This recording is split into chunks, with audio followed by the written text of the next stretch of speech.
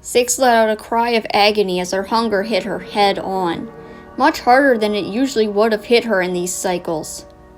The little girl hunched over in pain as her stomach growled loudly, letting out pain-wrecked coughs, even through one of her hands that she brought up to cover her mouth.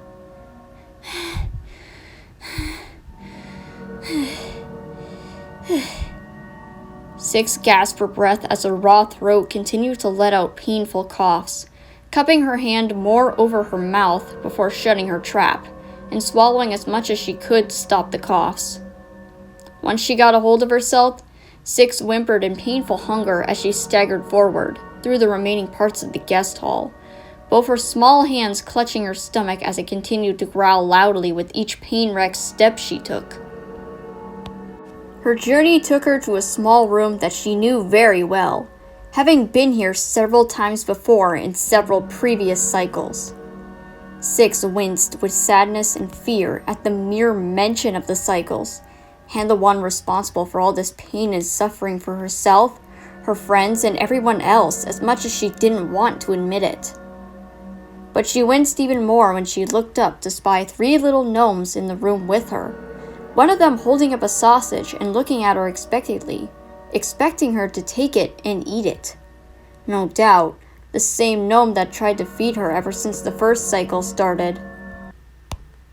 After all, who the fuck else would try to feed her on this whole damn cursed ship? Other than that kind boy back in the ship's dark cafeteria?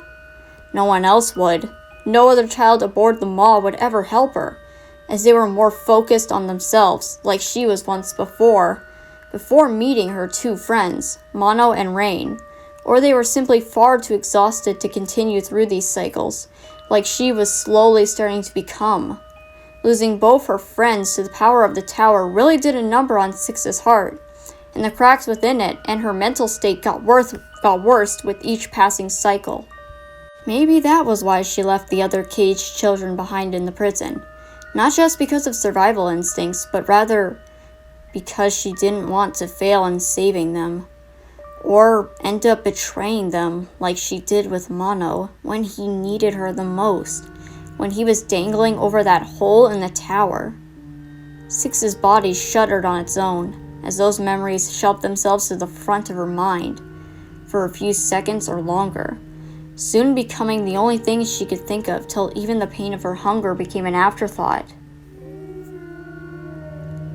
That is, until another loud growl from her stomach, and the confused croaking from the gnome still standing below her caught her attention. In less than a second, Six's red eyes turned to the gnome, who was still standing in front of her, and holding the sausage about a few feet away from her face, no doubt looking at her with confusion despite having no face, wondering why she wasn't taking it right away. Staring at the gnome holding the sausage made Six's stomach growl even more loudly, and the pain of her hunger kick her body into action without her brain commanding it, making her stagger forward till she was nearly inches from the gnome, her lips parting to reveal her fangs that were still coated with blood from the rat outside the kitchens. Instantly, the gnome let out a frightened and surprised croak, taking a few steps away from her, but Six did not follow, as she was being swarmed by her thoughts, each one making her feel worse by the minute, something that Six didn't think was possible to do till now in this entire cursed existence of hers. But everything in this life always had a way of surprising her, even if she wouldn't admit it out loud to anyone, even Mono and Rain. Another pain-wrecked rumble from her stomach sounded, causing the young girl to cry out in pain and fall to her knees on the wooden floor of the guest hall, her hands clutching her stomach as she hunched over even more into herself. Sweat started to form on her forehead, fresh tears started to form in her eyes, and they trembled down her cheeks to hit the floor, something that she would have regretted making on a normal basis. But the pain in her stomach had almost become unbearable for her at this point. What else could she do?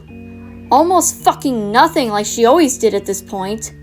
Another soft croaking filled her ears, causing the young girl to tilt her gaze to the gnome, who was still standing about a few feet away from her and holding the sausage up to her maw.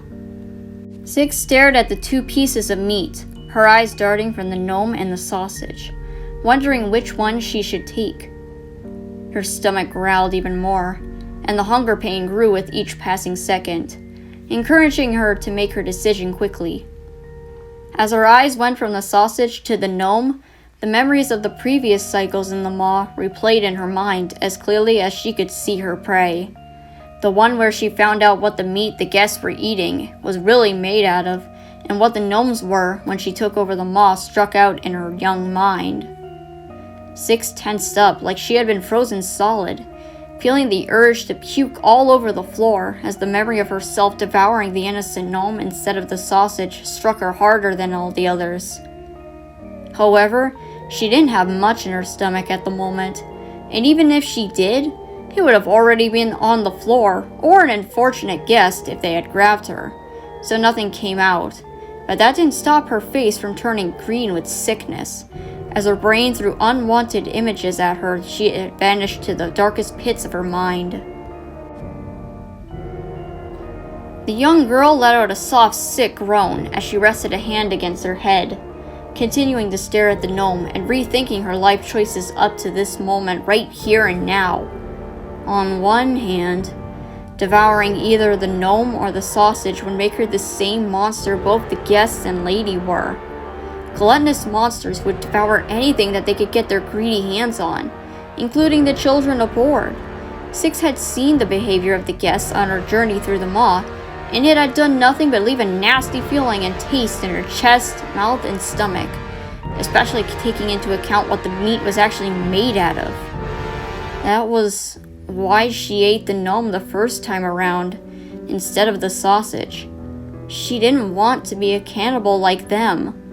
Losing Rain and betraying Mono was one thing, but resorting to cannibalism was drawing the line for her. That is, until she learned what the gnomes were. On the other hand, she had already done terrible things before the maw took her away from the Pale City. Betraying Mono was the one memory that hit her heart the most, and almost made her bawl like a baby in front of the three gnomes. So did it really matter if she chose either one? It wasn't like she could go any lower at this point. Well, she could. She just didn't want to go lower. But was she willing to take the life of an innocent gnome/child anymore? No, not anymore. With her mind made up, Six staggered forward with purpose towards the gnome with the sausage, bared her fangs, and with speed one with hope to match, Six snatched the sausage from the gnome and devoured it in one go, causing the gnome to recoil in surprise and back up a few more steps. When Six finished her gruesome meal, her hunger died down, but the emotional and mental turmoil from memories long past and what she had done in them remained. Everything was too much for her to handle at the moment. So the young girl broke down in tears and grief. She turned her broken gaze to the gnome who had fed her and launched herself at it, wrapping her arms around the tiny creature to hug it tightly to her chest. At this moment, the only sounds in the room were Six's sobbing and the words, "I'm sorry. I'm so sorry," and the soft chatter of the gnomes as they came around before they all embraced tightly in a big group hug. A group of little lost things finding comfort in each other after cycles of pain and greed. However, unknown to the group, the lady watched their little embrace, her expression under her mask shifting to form a look of soft sadness. She set a hand to her face and sighed.